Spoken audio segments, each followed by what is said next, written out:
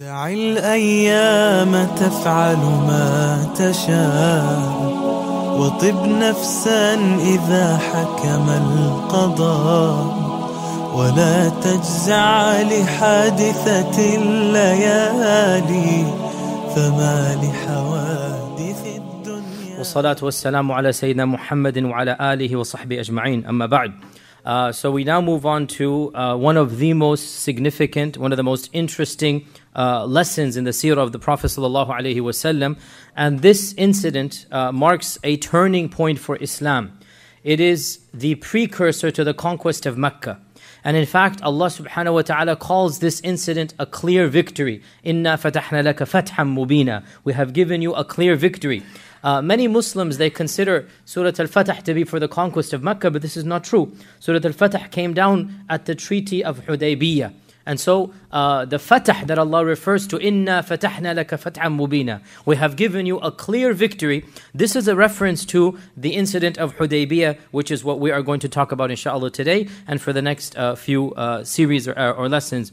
And the Treaty of Hudaybiyah, or the incident of Hudaybiyah, this is especially relevant to Muslims living in the West. No doubt the whole Sirah is important, but especially the incident of Hudaybiyah, there is a marked significance for us living here in the West, and we're going to come to this when the time is appropriate, but in a nutshell, basically, the Treaty of Hudaybiyah demonstrates that at times, political alliances or treaties or agreements that we have with others, it forces us to allow other states to do injustice, other empires to get away with unjust policies, and all that we can do is to turn to Allah subhanahu wa ta'ala for help. We can't do much beyond this. The Treaty of Hudaybiyah shows us that sometimes for the Muslim community to simply make dua to Allah against the oppressor, this is all that we can do. And sometimes we go beyond this, and of course when we do when do we make dua and don't do anything, and when do you go beyond this? This is something the scholars of each era and each land and each community will decide. But as we will see in the Treaty of Hudaybiyah, clearly injustice happened. Clearly the Quraysh did dhulm upon the Muslims, and the Prophet ﷺ, because of an agreement he had, he could not defend those particular Muslims, and he had to sacrifice a few for the benefit of the larger or the more. And of course Allah took care of both the few and the more. By the way, the mic seems bad. Is there something you hear? Do you hear something? I think tone it down a little bit. And by the way, just FYI, so the first lectures of Sirah I ever gave, more than 15 years ago, I forgot, it's been a long time. The first lectures of Sirah I ever gave dealt with two stories. And those are the first two stories I ever gave a public lecture about the Sirah, is the slander of Aisha and the story of Hudaybiyah. Because both of them are very relevant and very pertinent to society. We already talked about the slander of Aisha and how slandering is something that leads to so much evil. And also one of the earliest lectures of Sirah I gave is the incident of the Treaty of Hudaybiyah. Now, the first issue, what do we call this incident? Because some of the books reference it as the Treaty of Hudaybiyah, and some reference it as the expedition or the Ghazwa of Hudaybiyah. In Arabic, Sulh al-Hudaybiyah or Ghazwat al-Hudaybiyah. And both of them have their, if you like, pros and cons. Most of the later writers, they reference it as the Treaty of Hudaybiyah or the Peace Treaty of Hudaybiyah, Sulh al-Hudaybiyah. However, the Sahaba, most of them referenced it as Ghazwat al-Hudaybiyah. And this is interesting. Why is it interesting that they called it Ghazwat al-Hudaybiyah? Why is it interesting? Why is it a little bit abnormal, if you like? A little bit. There was no Ghazwa. There was no ghazwa. What is a ghazwa? Generally speaking, a ghazwa means when the Prophet ﷺ fought. Remember we said the difference between sariyah and ghazwa, right? And there was no actual battle that took place. And yet, most of the Sahaba called this Ghazwatul Hudaybiyah. And we find this in the hadith, for example, of Salamat ibn al-Aqwa', the famous hadith we did many months ago, in which he said that I participated in 7 ghazawat with the Prophet ﷺ, and he began to list them until he finally said number 5, Ghazwat al-Hudaybiyah. So he called it Ghazwat al-Hudaybiyah, even though there was no actual battle that took place. And other Sahaba also called it Ghazwat al-Hudaybiyah. So why would they call it a ghazwa? Well, because the fighting didn't actually take place, but the Prophet ﷺ and the Sahaba came a hair's width close to actually fighting. And they were prepared to fight. And they took the covenant to fight. So it is as if they might as well have actually fought. So they had the determination, they had the resolve to fight. So they called it ghazwa.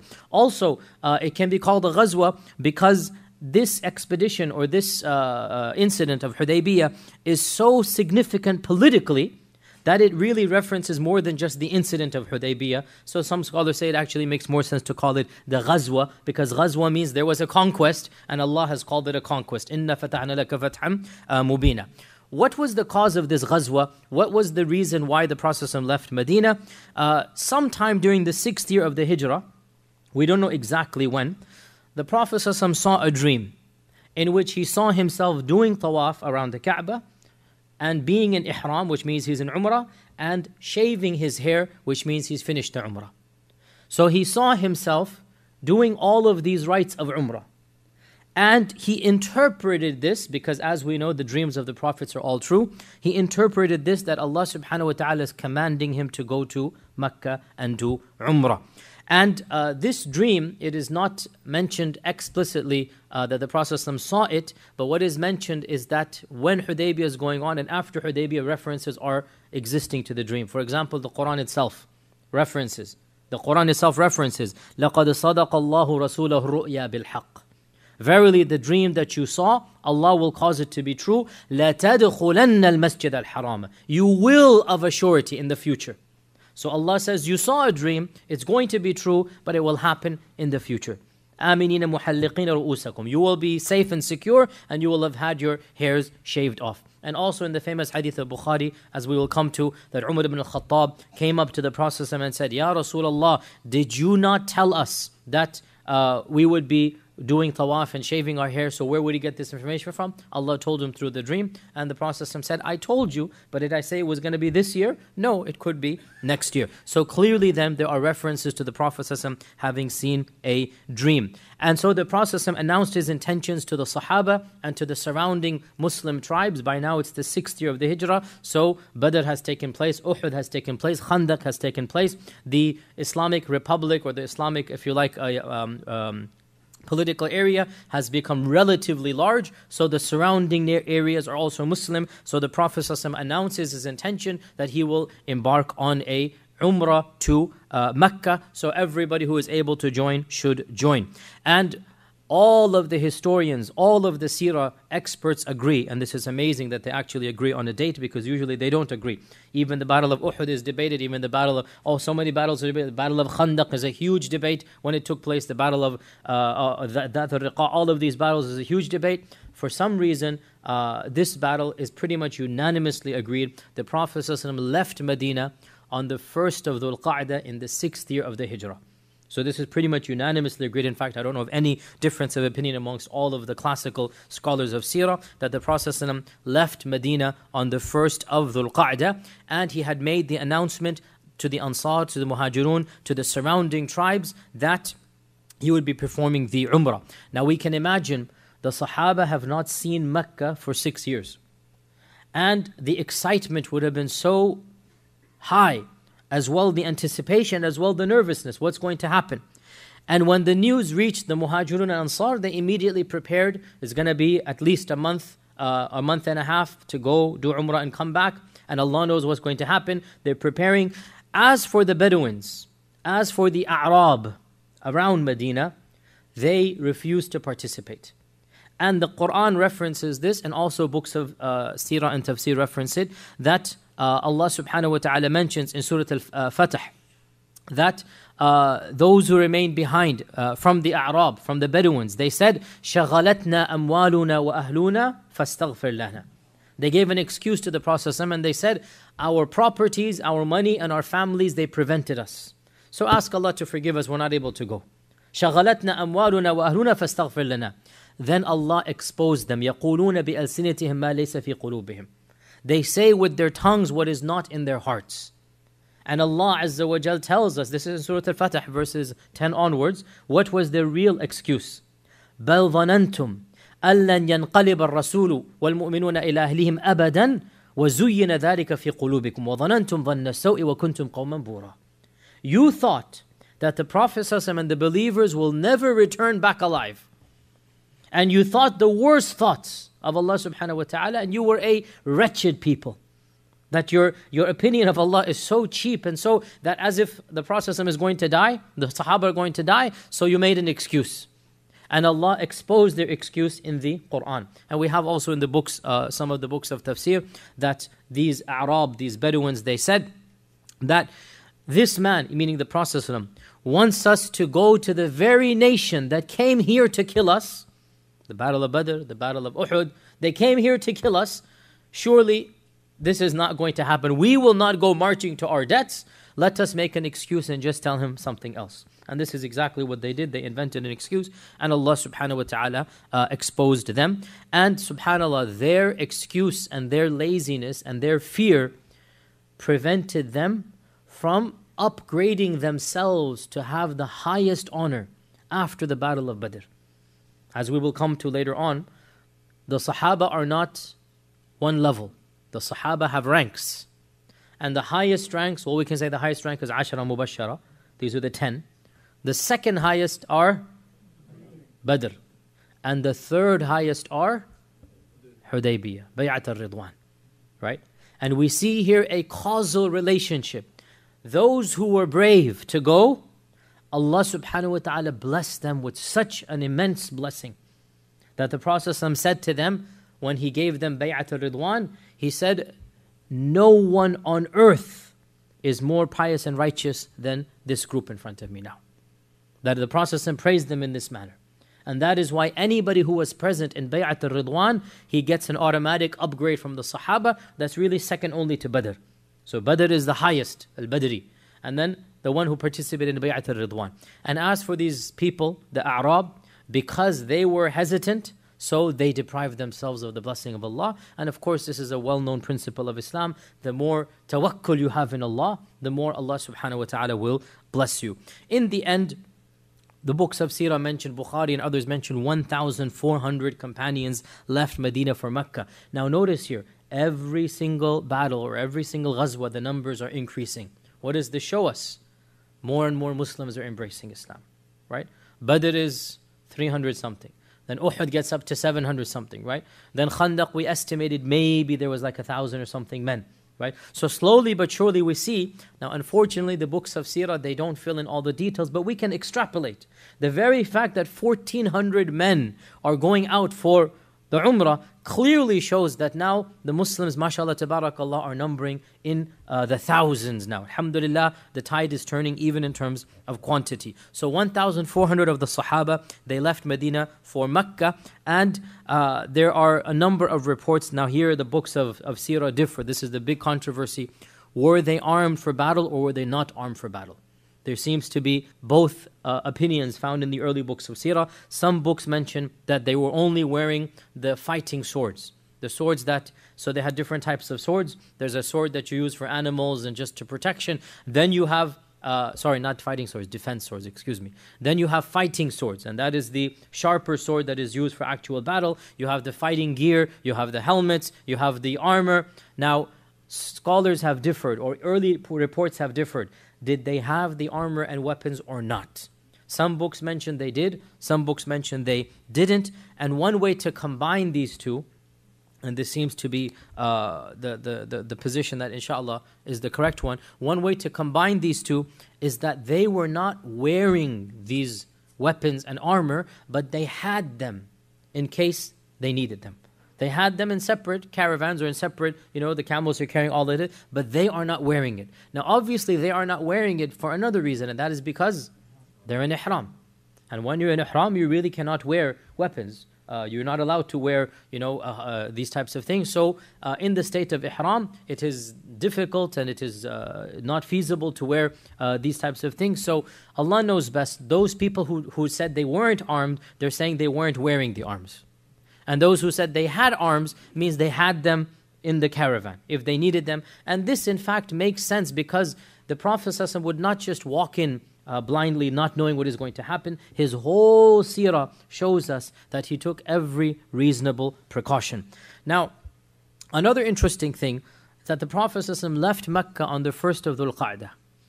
And this is an interesting point here, the 1st of Dhul Qa'dah. What is so interesting about the 1st of Dhul Qa'dah? Because Ashhurul Hurum, or the sacred months, they start from the 1st of Dhul Qa'dah. You all know the sacred months by now. What are the sacred months?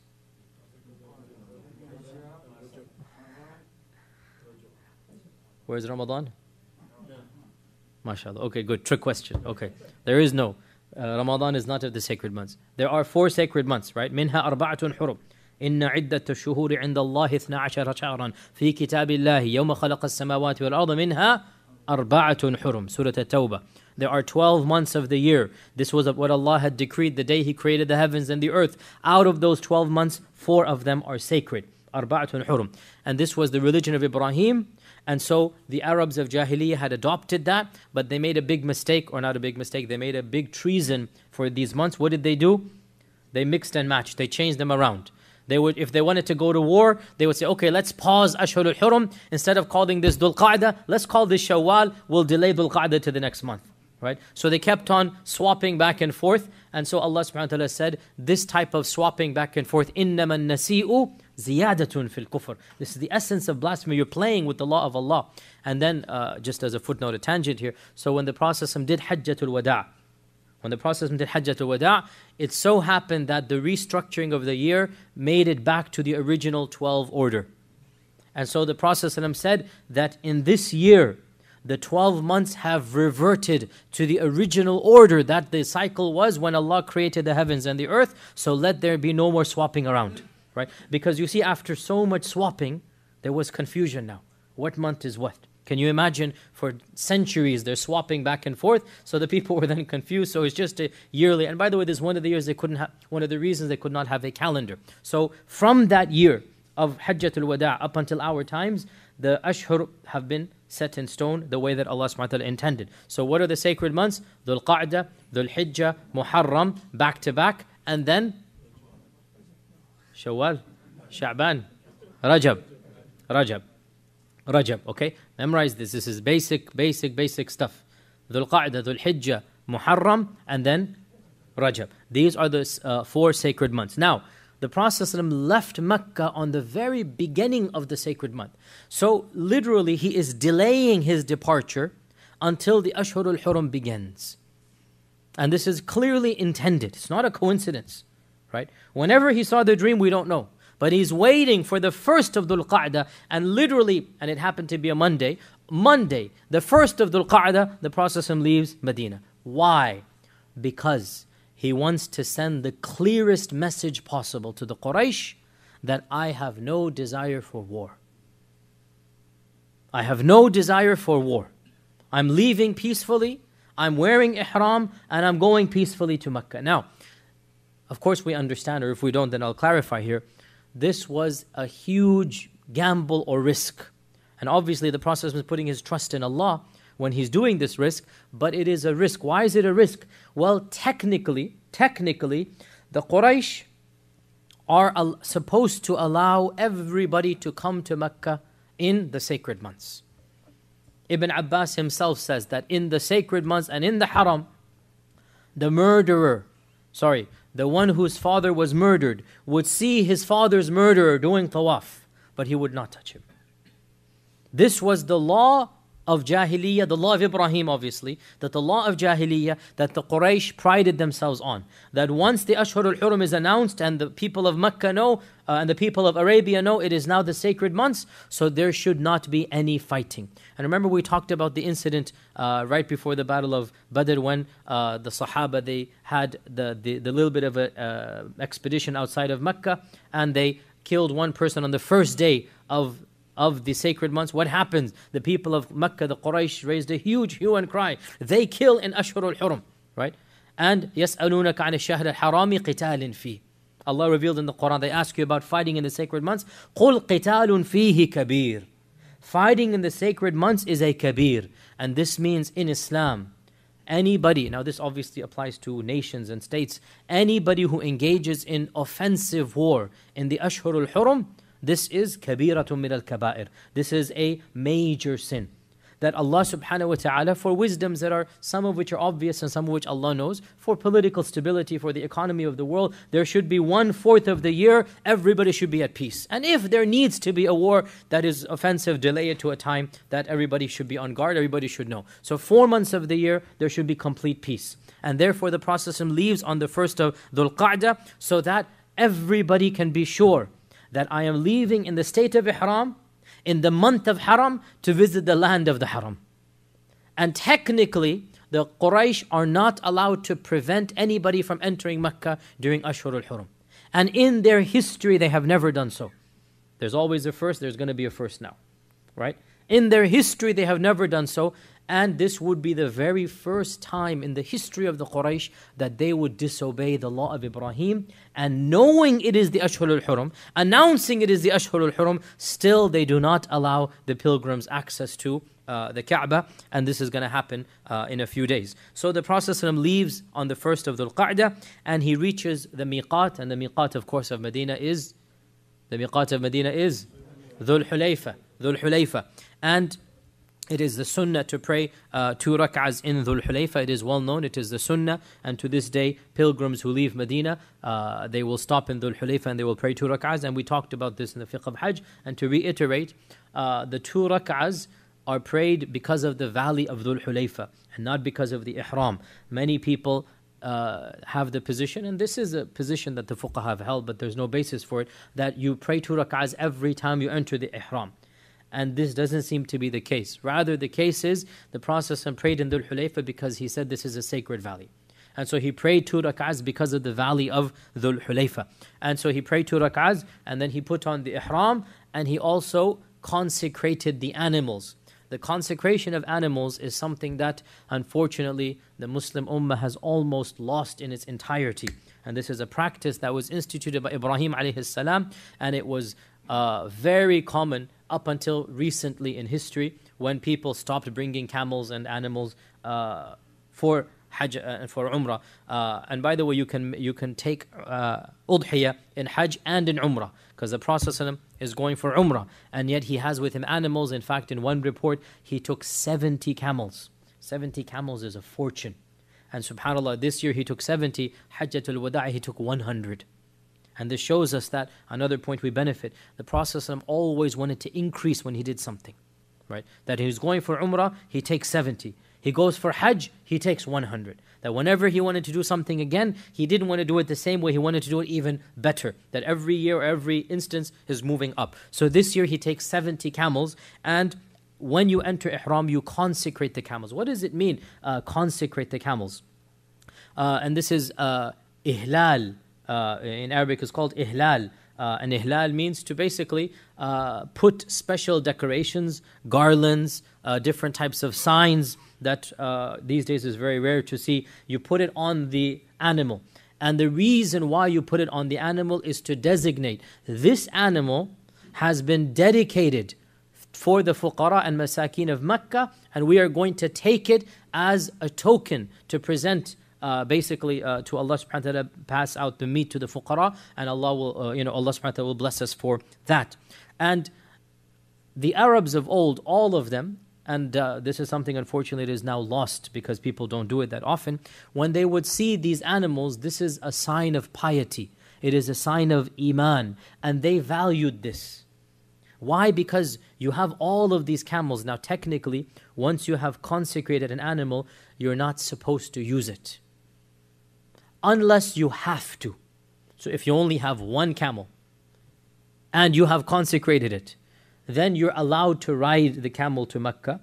But if you have 2 camels and you've consecrated one, you are not allowed to ride that camel, because you have dedicated it to Allah subhanahu wa ta'ala, you have dedicated it to the fuqara. So this is a sign of sha'air, this is a sign of, one of the signs of Allah subhanahu wa ta'ala. And Allah says, with regards to these camels, وَمَنْ يُعَظِّمْ شَعَائِرَ اللَّهِ فَإِنَّهَا مِنْ تَقْوَى الْقُلُوبِ. Whoever shows honor to the symbols of Allah, then showing honor to the symbols of Allah comes from the taqwa of the heart. And the context of these verses in Surah Al-Hajj is a direct reference to these animals.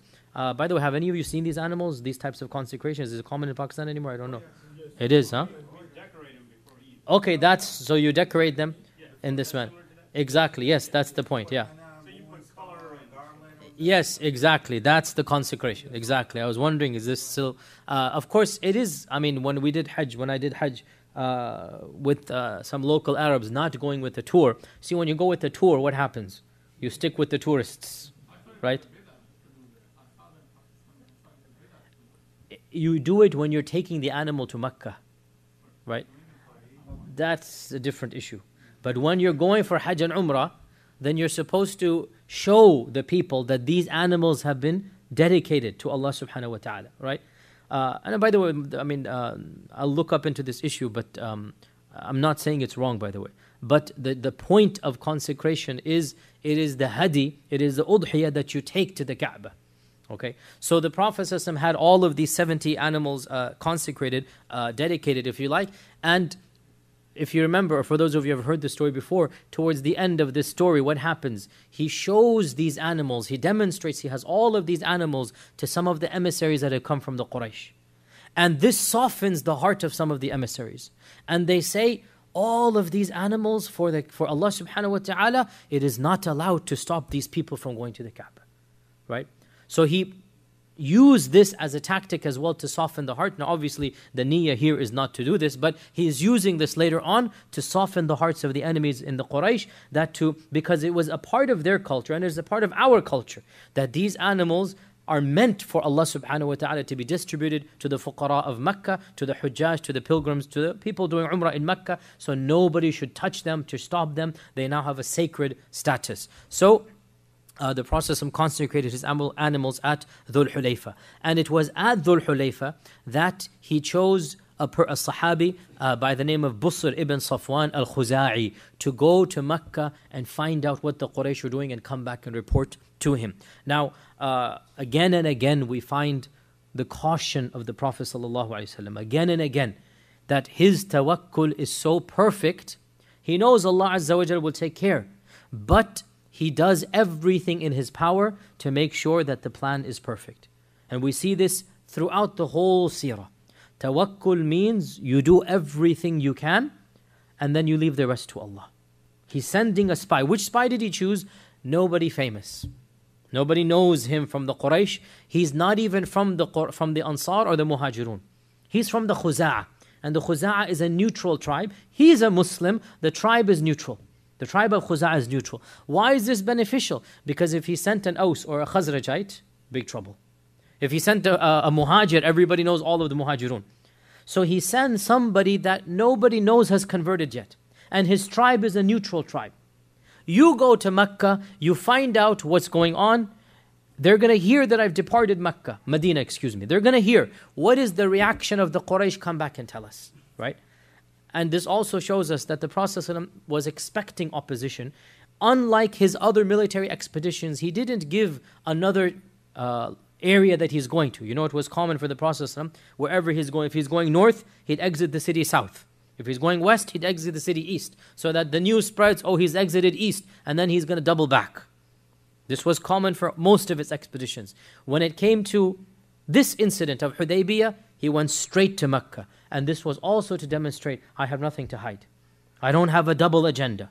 I'm leaving in Ihram, in the month of Hurum, of sacred month Haram, in order to go to the Haram. And he sent Busr ibn Safwan al-Khuza'i, and we will see what Busr will come back with in a few days. As he was proceeding, news reached him that there was a group of riders in an area called Ghayqa. It's an area a little way off the path. So he thought this might be the Quraysh sending a contingent. So he sent a small group to verify who these people are. Turns out it wasn't the Quraysh, it was a false alarm. But an incident happened that the books of fiqh love to mention. It's not quite relevant to the politics of Hudaybiyah and Sirah, but the books of fiqh, in fact, every single book of hadith, Bukhari, Muslim, Abu Dawud, Tirmidhi, Nisa'i, Ibn Majah, every book of hadith mentions this particular incident. So let me put it in here, even though it's not politically relevant, it is relevant for the fiqh of something that happens. So in this mini expedition, and by the way, this also shows us that the Prophet ﷺ has guards around the army or around the 1,400. He has convoys, he has spies, he has everybody, not spies, but lookouts is a better term here, not spies, but lookouts. That people are Scouts, this is a good term, yes, scouts. He has scouts around the army. So when they see some group in the distance, the scout comes back, tells him there's a group. He sends a contingent. Make sure it's not the Quraysh, find out what's going on. And it turns out it's another group, not anything to worry about. And on the way back, as we said, an incident takes place, which is interesting for fiqh. What happens was on the way back, there were a group of Sahaba, probably 10, 15 in number, and amongst them was Abu Qatada al-Ansari. And Abu Qatada al-Ansari, for some reason that the books do not mention, I looked this up as much as I could not find anything, he was not in ihram. Why? I don't know. But for some reason, he was not in ihram. And everybody else was in ihram. Now it is also mentioned that Abu Qatada was put in charge of the sacrificial animals. I don't know if did this have anything to do with it or not, but for some reason he was not in ihram, he was just accompanying the army. So, what happens? That's related to fiqh. On the way back, the Sahaba see a herd of zebras, or in one report, a herd of gazelles. Now we know that in ihram you're not supposed to hunt. We covered this many times. You're not supposed to hunt. So when the Sahaba saw zebras or gazelles, by the way, there were zebras in Arabia at the time of the Prophet ﷺ. There are no more any wild zebras. In the time of the Prophet ﷺ, there were wild zebras. And the term for zebra is himar al-wahshi. And many English translators, they completely mistranslate himar al-wahshi to mean a wild donkey. And they say himar al-ahli, a domesticated donkey, is a big mistake. Himar al-wahshi is a zebra. And the Sharia has allowed zebra to be hunted, and it has forbidden donkey. And the Prophet ﷺ explicitly said in the battle of conquest of Mecca, he explicitly said, Allah and His Messenger have allowed al-humur al-wahshi, and they have made haram al-humur al-ahli. So donkeys are haram to eat, and zebras, if you hunt them properly, are halal to eat. And they are apparently a delicacy for the Arabs at the time. So the Sahaba saw a flock of zebras. None of them moved. None of them gave any motion to the zebras. And they didn't even tell Abu Qatada that there's zebras over there, because they didn't want him to see, because it's haram for them to hunt zebras. Abu Qatada is not in ihram. And this is why this is interesting in fiqh. Now, what do you do if you're a group that's half in ihram, half not in ihram? Can those not in ihram hunt for those in ihram? Now, this is quite irrelevant for us who are going on 5-star packages from Mecca and our meals are provided. We don't go bow and arrow into the desert hunting. Once upon a time, this was a very crucial fiqh issue for all hujjaj from around the world. Right? We thank Allah that technology has changed and whatnot, that we don't have to worry about this anymore. But you can see why this was very important for all hujjaj around the world. So, Abu Qatada, he eventually saw the zebras. The Sahaba did not motion to him, there are zebras over there. He saw the zebras. And he didn't have his bow and arrow with him, it was in the bag. And so he told the Sahabi, and he's on his horse, he told the Sahaba that were walking, he said, hand me my bow and arrow. And they refused to do so. They said, we are in the state of ihram, and it's not allowed for us to hunt. So they didn't hand him the bow and arrow. He jumped off the horse, got his own bow and arrow, jumped back on, and then started galloping towards the zebras, managed to catch one of them and slaughter it, and comes back with zebra meat. The Sahaba said, we are not allowed to touch this. We cannot eat because we are in the state of ihram. And so they returned back to the camp and they asked the Prophet ﷺ that, was this meat allowed for us to eat or not? And the Prophet ﷺ asked them, did any of you motion to him where the zebras were? They said no. The Prophet ﷺ asked them, did any of you help him in capturing or hunting the zebras? They said no. So he said, in that case, eat. And if you have any extra meat, bring it to me as well. The Prophet ﷺ loved meat, a sunnah that, alhamdulillah, I definitely follow. So he said, any extra meat, bring it to me as well. And so he ate of that meat.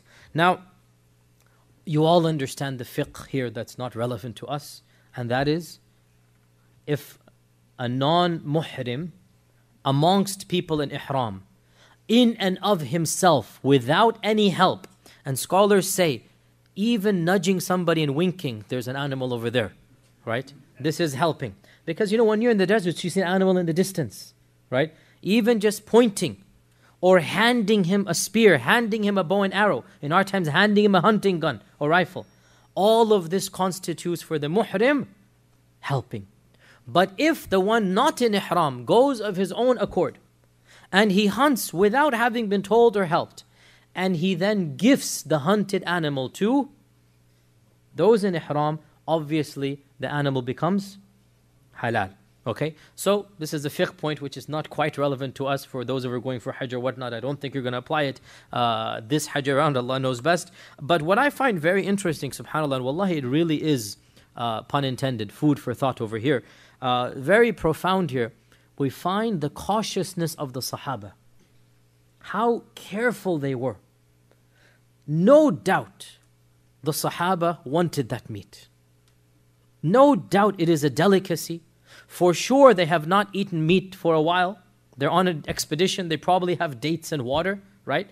Yani subhanAllah, I'll speak for myself, and I know many of us in the room are the same. We don't have meat on the dinner table. We don't have dinner on the table, right? I can't imagine 2 days without meat. 1 day with great difficulty, right? 2 days, it's like, astaghfirullah, nightmare, right? The Sahaba have been on an expedition. They're eating dates and water. There's this delectable, exotic meat, and they do nothing to capture it. When it is presented for them cooked on a table, equivalent, I'm being metaphorical here, still they say what? No. Wallahi, what iman is this? Think, right? And subhanAllah, let me be very frank here, how lax we are, especially about food and drink. How lax we are about our income. Who cares? Inshallah, Allah will forgive. Or you don't even think, is it halal or haram? And the Sahaba, this is really a sign of taqwa and iman.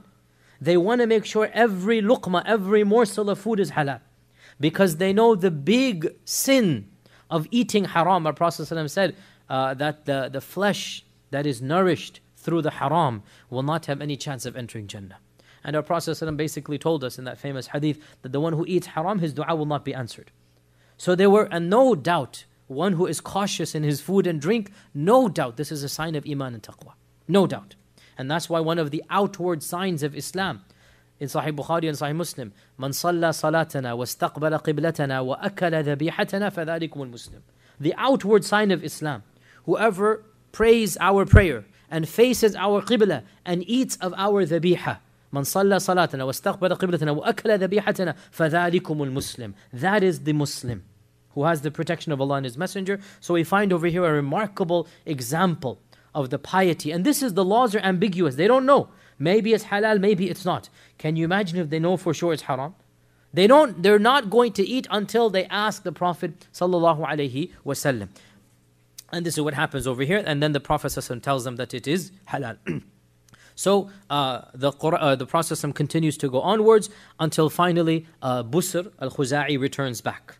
Busr has gone to Mecca. He has pretended basically he's a regular person, a pilgrim. He's not told them that he's a Muslim. He hears what the Quraysh are planning. He comes back, and at this point the Prophet had reached an area called Asfan. And if you're driving from Medina to Mecca, you will find a big sign that says Asfan on your left hand side. Here he reached this area, Asfan, around midway between Mecca and Medina, and Busr informs him that the Quraysh have heard of his departure, that they have armed themselves, and they have worn their leopard skins. Now what is this? Leopard skins, they would wear it as a sign of war. They would have leopard skins and they would wear it literally as a sign of, now we're going to go for war. And they had even taken their women and children with them. And this is again a sign of, we've talked about this in Badr when they did this, in Uhud when they did this, that they wanted to show their strength. So they've taken their women and their children, and he said they have sent Khalid ibn al-Walid to camp at Ghumaym. And Ghumaym is on the road right outside of Mecca when you're coming in from Medina. When you're coming in from Medina, there's a plain. And that plain, you have to pass it if you want to get to Mecca. So Khalid ibn al-Walid is camped right there with a force that's meant to block you, that's meant to protect you. To attack you. When the Prophet heard this, he said, Wayha Quraysh. Woe to Quraysh. They have been consumed by war. They're war hungry. The war drums are beating. What would they lose? ماذا عليهم? What would they lose if they let me and the other people, meaning why do they have to get involved in my affairs? If they hate me so much, let the other Arabs deal with me. And then the Prophet said, if the other Arabs attack me and win, they will get the result they want, which is what? The Prophet is not there anymore, right? And if I win over them, the honor will be theirs. How so? He's Qurayshi. And if the Prophet wins, the victor, then automatically the Quraysh will also basically bask in that victory. So what does the Quraysh think will happen? What do you think will happen by preventing me? For by Allah I shall continue to fight them with what Allah has sent me until Allah either grants me victory or this neck of mine is cut off. Look at his resolve, right? And subhanAllah, here the Prophet, we sense here the anguish, the pain. Why are my own people hating me so much? And this clearly demonstrates he did not want to fight his own people. This clearly shows us what is in his heart. He does not want to fight his own people. He loves his people with the love that everybody will have for his own nation, his own kithankin, his own blood relatives. Why are they doing this to me? It's a win-win if they leave me, and it's a lose-lose if they fight me. Basically, that's what he's saying. It's a win-win if they leave me, meaning either the other Arabs will consume me, and so they'll be happy, scot-free. Or I will win over them, and so the Quraysh will become part of my victory. Right? Win-win for them. And if they want to attack me, it's a lose-lose. Whoever wins, we're killing one another. Kith and kin, blood relatives are killing one another.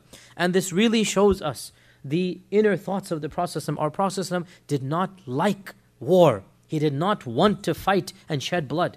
That's not what he was about. And this is a clear indication against the Islamophobes, against those who are, reading into the Sirah in this manner. Our Prophet only fought because he had to fight. And he did not want to fight his own people. So the Prophet, when he heard that the Quraysh are arming, he was sorely disappointed. He didn't like this. He did not want them to fight him. And so he stopped the caravan and he camped in a shaded area and he addressed the entire group. And he began by praising Allah subhanahu wa ta'ala and doing the khutbah that he usually does, the khutbah al-hajah. And then he explained to them what is going on. And he said that the Quraysh have sent out an expedition. Khalid ibn Walid is camped at such and such a place. And so what do you think we should do? Before he's asked them, he said, he gave his own idea. What was his own idea? He said that we should attack the surrounding tribes that have also sent men with the Quraysh. Because they're not going to get to Mecca because Khalid is stopping them. So if we can't get to Mecca, let us attack the tribes that have also sent men, because it wasn't just the Quraysh, it was the surrounding tribes as well. Let's waylay those tribes, surprise attack them, so that the Quraysh will then be forced to be drawn into this conflict or this area. But then he said, what do you think we should do? And at this, Abu Bakr as-Siddiq radiallahu ta'ala, he gave his opinion, and he said, Ya Rasulullah, you only left your house intending the house of Allah. Your niyyah was the Kaaba, Tawaf, Umrah. You didn't want any war or any battle. This was not your niyyah. So let us go where we had initially intended. Let's forget about war. Let's go straight to the Kaaba. And we will only fight if they fight us. And so Abu Bakr gave another opinion. And that opinion was, let's not start the battle. Let's do as we had initially planned to do. And we will only fight if they force us to fight. And so the Prophet ﷺ liked this plan, and he said, let us go forth, Bismillahi ta'ala. Let us go forth in the name of Allah subhanahu wa ta'ala. And this shows us again and again the concept of shura in Islam, that the Prophet ﷺ never enacted something without consulting the people. And this is the sign of a true leader. Because if a leader invokes his veto power, if a leader says, obey me because I'm the leader, the people will, even if they obey, they will do so half grudgingly. They'll do so not too happy. But when the shura comes involved, and everybody agrees to a plan, and everybody's, back and forth was heard, now there's going to be genuine enthusiasm. And notice here the Prophet changed his mind. He had a position, Abu Bakr gave him another plan, and he found this plan to be more reasonable. And this shows us Where's our brother here who always wants to go back and forth? The ijtihad of the Prophet ﷺ very clearly. Remember we had this controversy a few months ago. Does the Prophet ﷺ have ijtihad from his own or not? This is a clear-cut example, right? That the Prophet ﷺ has his ijtihad and Allah allows him ijtihad, right? And either way we have to follow the Prophet ﷺ, but he changed his own ijtihad. When he saw another position, and Abu Bakr's position made sense to him, he said, okay, let us do this, Bismillah, let us go in the name of Allah subhanahu wa ta'ala. And it is said that at Asfan, the same lands, the same plain, at Asfan, he prayed Salat al-Khawf because there was a fear that the Quraysh would attack them. Now here there is a big controversy that we're not going to get into because it really is advanced and not that relevant for us. The controversy occurs, was this the first time Salat al-Khawf was prayed or not? Remember last week I said that there was a battle, the battle of Banu Lihyan, where some scholars say that the Salat al-Khawf was prayed over there for the first time. Okay. The other opinion is that the Salat al-Khawf was prayed for the first time at Hudaybiyah, or in this incident of Hudaybiyah. And frankly, it's a very trivial issue. The difference is like 7-8 months between this and that. Some say that battle, some say this battle, and there's pages and pages written. I think there's not that much point going into this tangent, but you should know that many scholars say the first time that Salat al-Khawf was prayed, it was in Asfan on their way to Hudaybiyah. In fact, it would be correct to say this is the majority opinion. It would be correct to say this is the majority opinion. So if you're asking a quiz, when was the process and the first time he prayed Salat al-Khawf, you should answer here. You will probably be correct in terms of the quiz answer, because they will go look up the popular books. But technically speaking, there's actually 3 occasions where scholars have said he prayed Salat al-Khawf for the first time. The majority say it was over here. Now, since Khalid had blocked the path, and Abu Bakr has said we're going to go to Mecca, what's going to happen? They have to find an alternative road to Mecca. They cannot walk straight into Khalid's army, because that's asking for war. So the Prophet ﷺ asked, who can take us amongst such and such a path? So he knows of another path, but he doesn't know how to get there. And subhanAllah, we really don't think of this too much, but the fact of the matter is there were well-known highways in the time pre-modern highways. There were well-known highways, clear markings, and you find, there would have been the same thing, small establishments buying and selling to the traders, water spots, food spots, just like we have in our times. And there was well-known pathways that the major caravans would take. And this is something that we really don't think about, but the fact of the matter is, yes, this is exactly how things were. And to go down another road, you really needed to have an expert guide. And the Prophet ﷺ said, who amongst us can take us down? And he mentioned the path name, the other path. And so somebody stood up and said, I know how to get there, Ya Rasulullah. I know how to get to the other path from here. Because the other path is not from here, it's on another road. I know how to get from point A to that point B. I can guide you there. And so the Prophet ﷺ made him the scout or the leader in terms of the guide. And this man, in order to get to the other highway, if you like, they had to pass through an entire valley of thorns and of volcanic rock. So they had to go through an entire plain that caused them to bleed, their feet to basically become sore, and they're walking through this so much so that the Prophet encouraged them by saying, this valley that we're going through now, for you is like the door was for Bani Israel. What is this door for Bani Israel? أُدْخُلُوا الْبَابَ سُجَّدًا وَقُولُوا حِطَّةٌ نَغْفِرْ لَكُمْ خَطَايَاكُمْ وَسَنَزِيدُ الْمُحْسِنِينَ.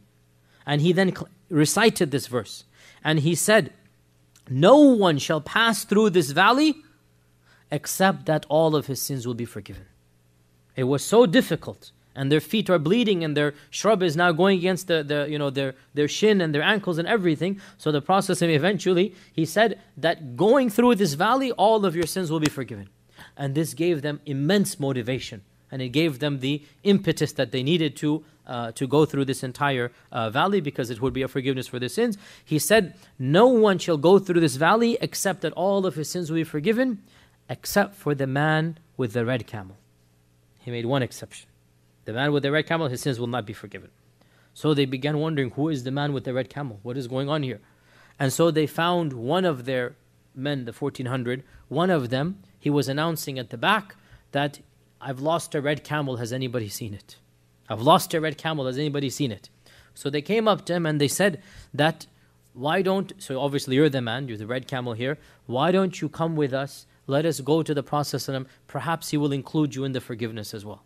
Whatever you've done, let's ask for.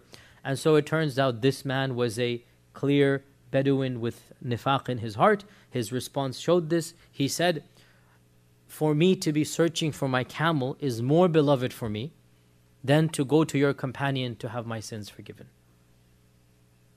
So the Prophet Jibreel told him basically, there's one man he's not going to be forgiven because he's not there for the right reasons. And subhanAllah, this is a very deep theological issue that we have to be very careful about that people don't misinterpret. But not everybody who was physically with the Sahaba was a Sahabi. And this is actually mentioned in the Quran. Right? وَمِنَ الْأَعْرَابِ, that Allah subhanahu wa ta'ala says, مُنَافِقُونَ مِنْ حَوْلِ الْمَدِينَةِ مَرَدُوا عَلَى النِّفَاقِ لَا تَعْلَمُهُمْ نَحْنُ نَعْلَمُهُم. Right? وَمِمَّنْ حَوْلَكُم مِنَ الْأَعْرَابِ مُنَافِقُونَ وَمِنْ أَهْلِ الْمَدِينَةِ مَرَدُوا عَلَى النِّفَاقِ لَا تَعْلَمُهُمْ نَحْنُ نَعْلَمُهُم. That Allah says, amongst the Bedouins, there are many who have nifaq. You don't know them, we know them. Right? Now, obviously, why is this problematic? Because the other group, the non-Sunni group, they jump at these texts. You understand this point, right? And they say Allah Azza wa Jal clearly says that there are munafiqun amongst those who are around the Prophet ﷺ. You understand this point, right? And they say therefore the other, the major Sahaba are munafiqun. Astaghfirullah, astaghfirullah. Now, this is not the time to go into detail to refute them, but it's very easy. That Allah subhanahu wa ta'ala clearly says that وَمِمَّنْ حَوْلَكُم مِّنَ الْأَعْرَابِ, that those who are around you of the Bedouins, munafiqun. And then some of them are also living in Medina.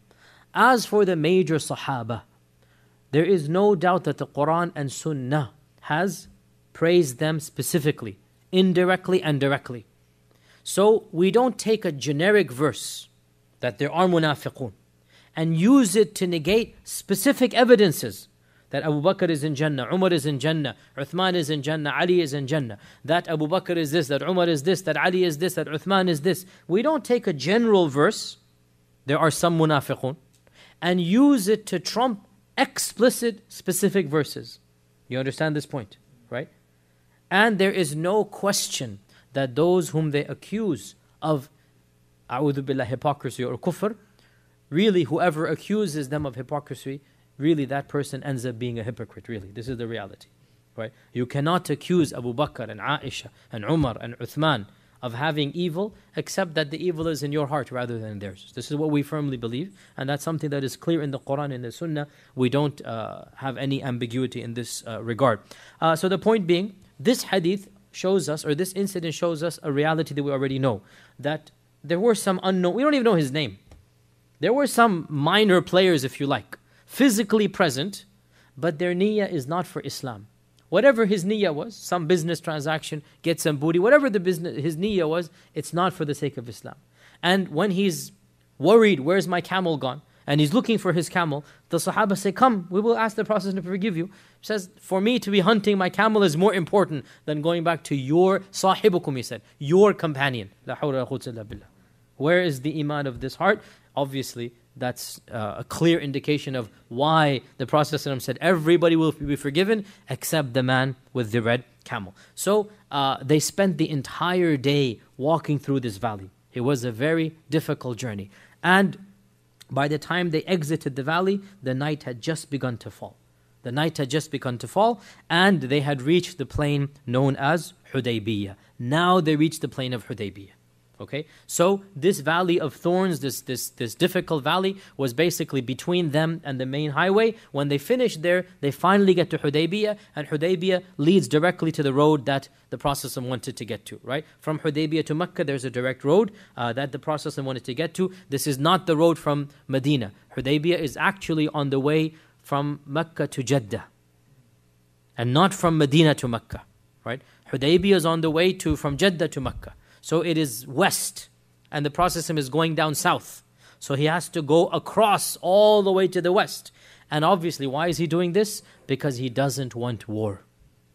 Because he wants peace, he doesn't want to fight Khalid ibn Walid, he goes around all of this way, and the night begins to fall. And as soon as they enter Hudaybiyah, this is when the Prophet's camel refuses to move, and in fact it sits down. It sits down. And of course, when the Prophet's camel doesn't move, nobody else is going to go in front of him. He is leading the way, nobody's going to go. And so the Sahaba began yelling out to the camel, Hal, Hal, which is what the Arabs would say to the camel to stand up and go, right? Just like every animal has a certain call that you give it, right? Every single animal, this is the way. So they had something for the camels, Hal, Hal, which is come on, move, let's go, let's go. Giddy up, as they say to the horses right now. And the camel did not move, and so they began getting angry at the camel because you're blocking everybody, you're stopping all of us. And so they said, Qaswa has become stubborn. Qaswa was the name of the Prophet's camel. Qaswa has become stubborn. And the Prophet said, Qaswa has not become stubborn, and neither is that in her nature. It's not in her nature to become stubborn. Rather, habisaha habisul fil, that the one who stopped the elephant has also stopped her. Habisaha habisul fil. The one who stopped the elephant has also stopped her. And it was at this point in time as well that they ran out of water.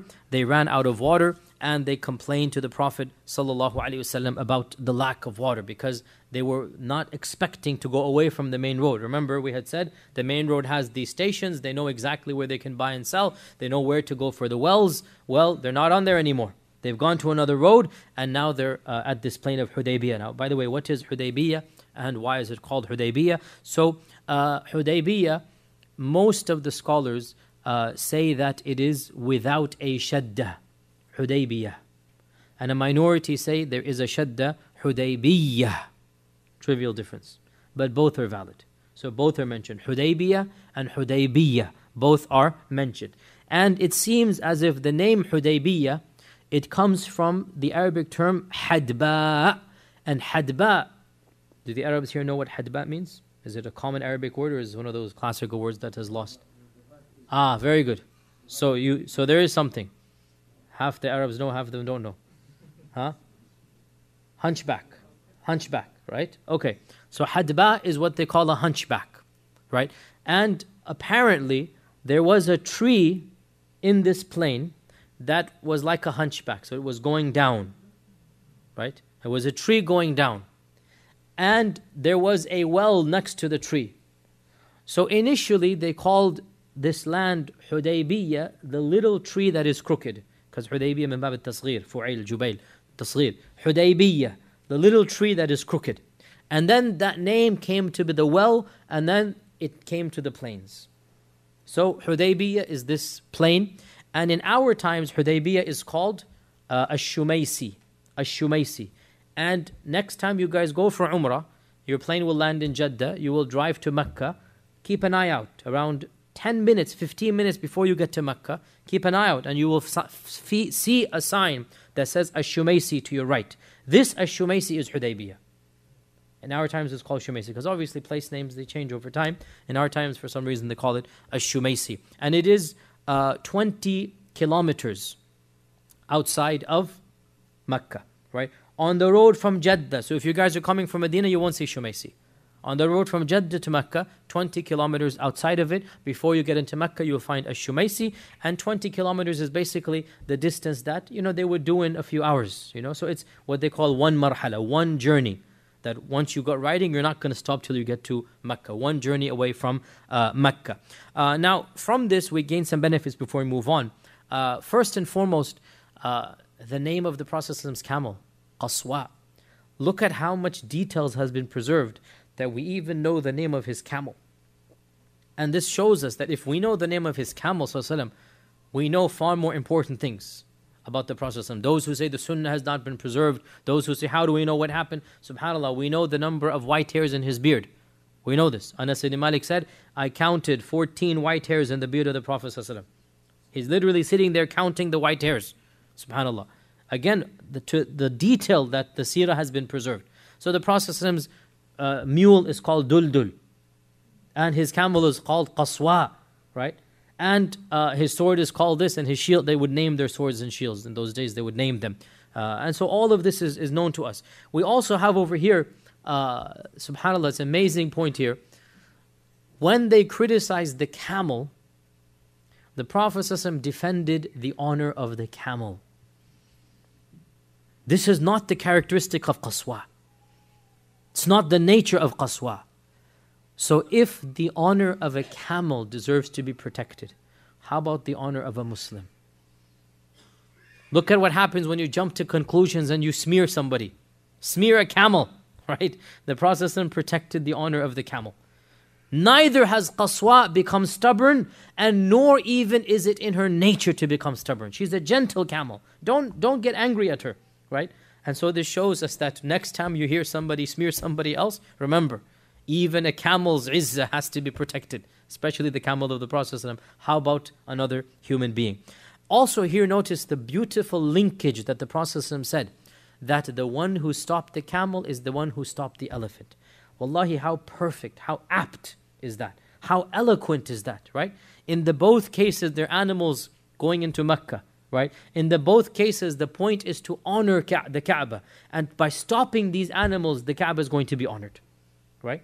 So the Prophet is saying the one who can stop a bigger animal than qaswa, and that's the elephant, that is the one that has stopped my animal. And just like there was a wisdom for stopping Abraha's elephants, so too there's a wisdom for stopping qaswa. And so let us put our trust in Allah subhanahu wa ta'ala and realize there is a wisdom over here. So where the camel stopped qaswa, that is where they set up camp, and they went to the well of Hudaybiyah. There was one well over there, and lo and behold, the water had basically almost dried out. There's just some little bits at the bottom of the well. It's supposed to be at the top. Rather, the well has already dried out, and it is just a little bit left in the bottom. And so they're complaining to the Prophet, and we don't have any water. We're out of water. Our animals are thirsty. We have been in the valley the whole day. We need water. And so the Prophet ﷺ went to the side of the well, and he sat on it. And he told some of the Sahaba to jump in or to make their way down. Some scholars say that some people, by a turban, they went down. And so they went into the well, and the Prophet ﷺ handed them some of his quivers, the arrows from the quiver, He took out some arrows from his quiver, and he handed it to them. And they also raised up the little bit of water that they could in a bucket, and he gargled that water into his mouth, and he threw it back into the bucket, and he lowered it into the well. And the Sahaba said that the water just began to gush out. After he had put his arrows, after he had thrown his madmada into the well, the water just began to gush out, and the ones in the well, they had to rush out so that they don't drown. So they had to rush out so that they're not drowning, and the entire camp of 1,400 people, they drank, and they continued to drink as long as they were encamped in Hudaybiyah. Their animals drank to their fill, and this was one of the many, many miracles of the Prophet ﷺ of taking a small quantity of food and making it into a large quantity. And the Prophet ﷺ, now that he realized that khalas, negotiations are going to begin, that Mecca is one stone's throw away, that thing is going to happen, so then the Prophet made an announcement that, Wallahi, I swear by the one in whose hands is my soul, the Quraysh will not ask of me any condition that the signs of Allah are respected, except that I will give them that condition, as long as we avoid bloodshed. SubhanAllah, notice here how keen the Prophet ﷺ is. He doesn't want fighting to occur. Any condition they put, as long as that condition has sha'air al-Islam, right? Sha'air Allah. As long as there's nothing haram, anything that they put, I will agree to it.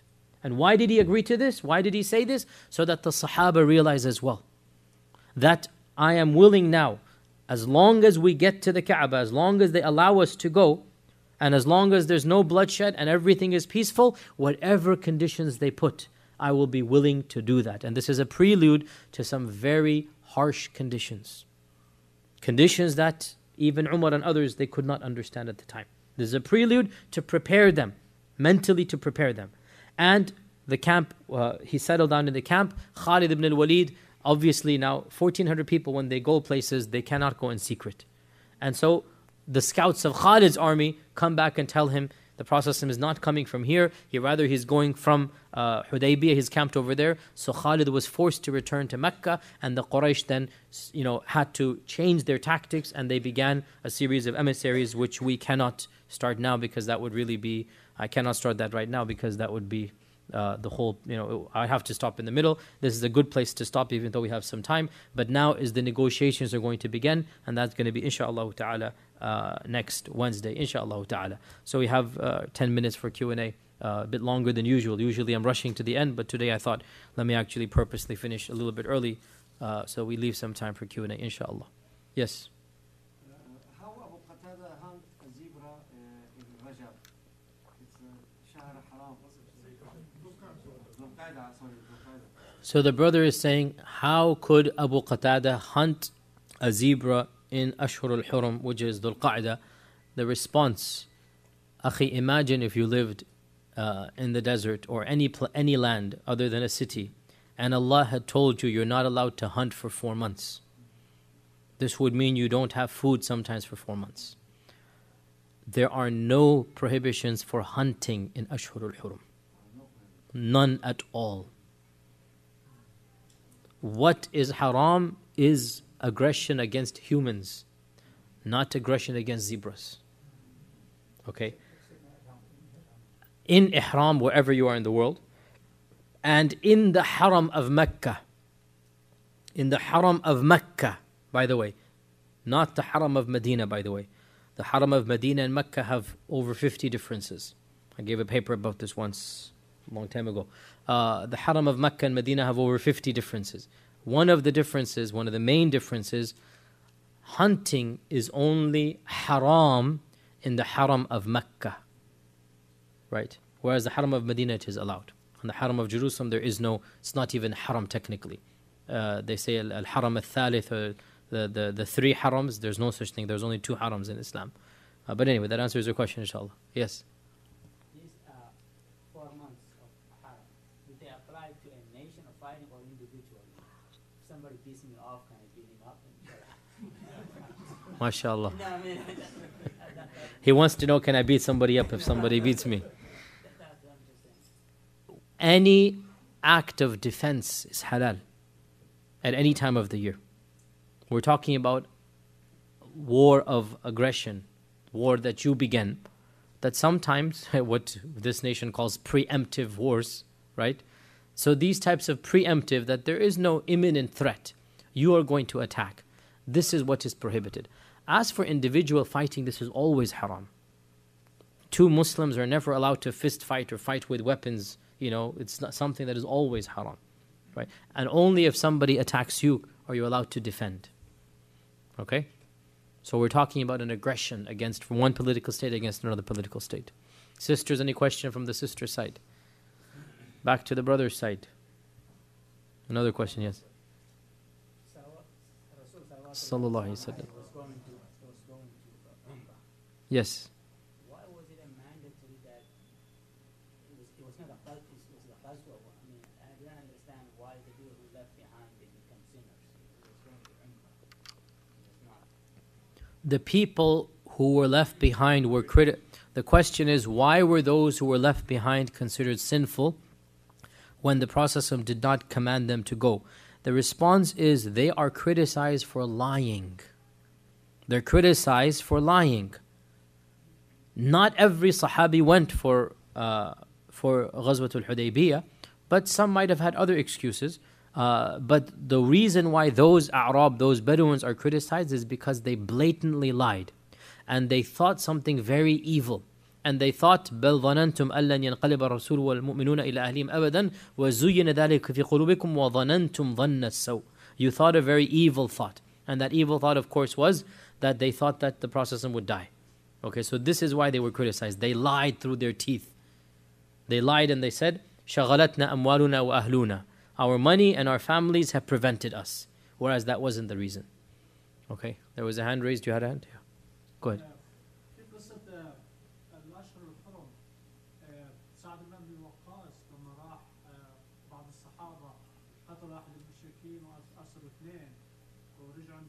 Sallallahu Alaihi Wasallam. الرسول وبخهم على عملهم، بس نزلت آية إنها حللت القتل في الأشهر الحرام. لا أبدا لا. يسألونك عن الشهر الحرام قتال فيه قل قتال فيه إيش؟ حلال؟ قل قتال فيه كبير وصد عن سبيل الله وكفر به والمسجد الحرام وإخراج أهل منه أكبر عند الله.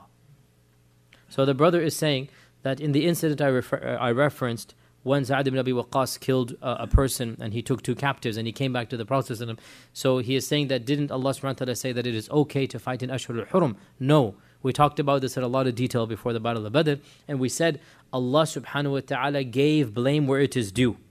And He did say that fighting in Ashhur al-Haram is a major sin, and they should not have done this, that it wasn't the right thing to do.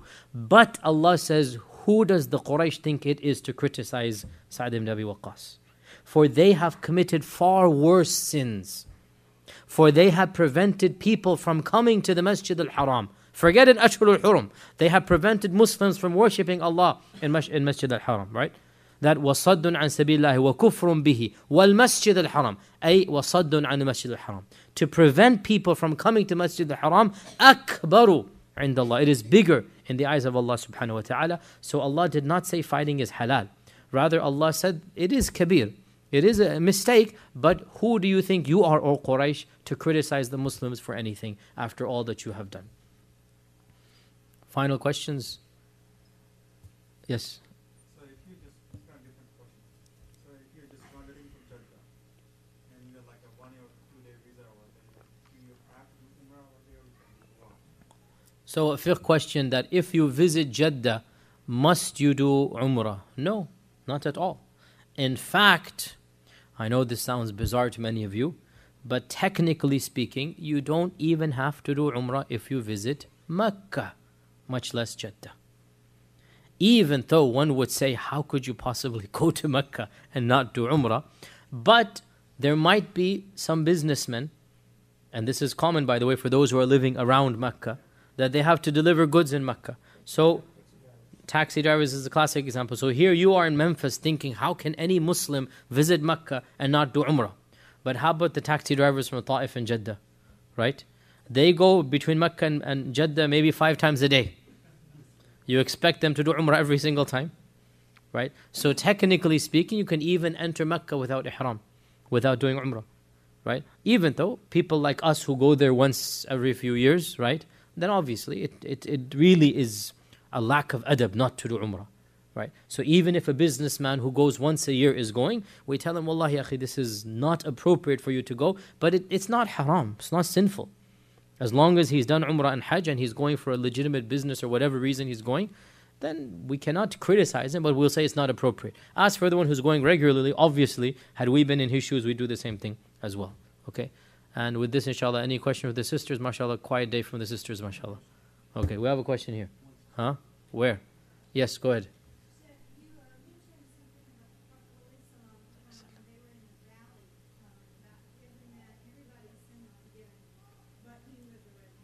Yes.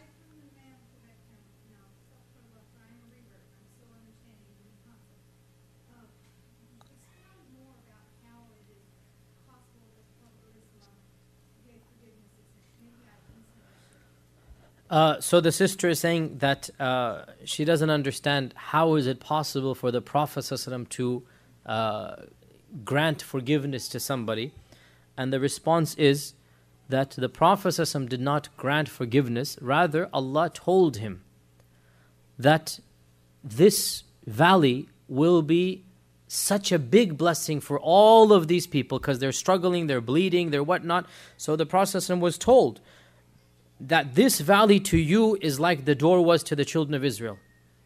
When Allah says in the Quran, enter the door, udkhulul bab, humbly, and ask Allah to forgive you, Allah will forgive all of your sins. You know the story in Surah Al-Baqarah for the children of Israel. So the Prophet said, this valley to you is like the door to the Israelites, right? And all of you shall be forgiven.